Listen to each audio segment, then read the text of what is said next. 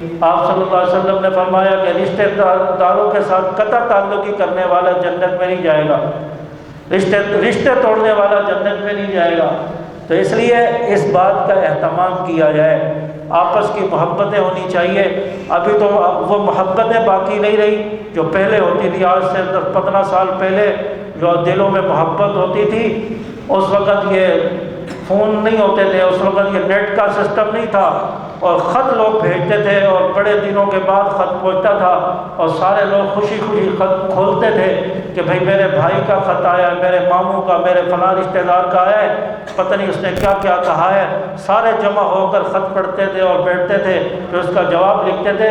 وہ محبتیں الگ تھیں، اور لوگ دور ہو کر بھی قریب ہوتے تھے، دلوں میں ہوتے تھے۔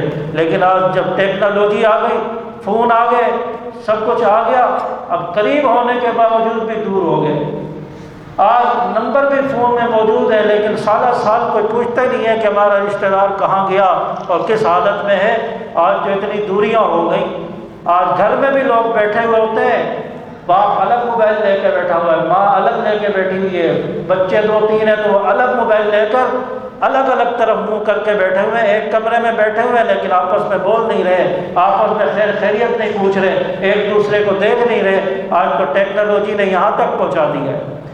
تو اس لیے گھر میں جو ہے ماں باپ کا بھی ادب و احترام ہو، رشتہ داروں کے ساتھ اچھا سلوک کرو، آپس میں محبتیں ہو، آپس میں تعلق ہو۔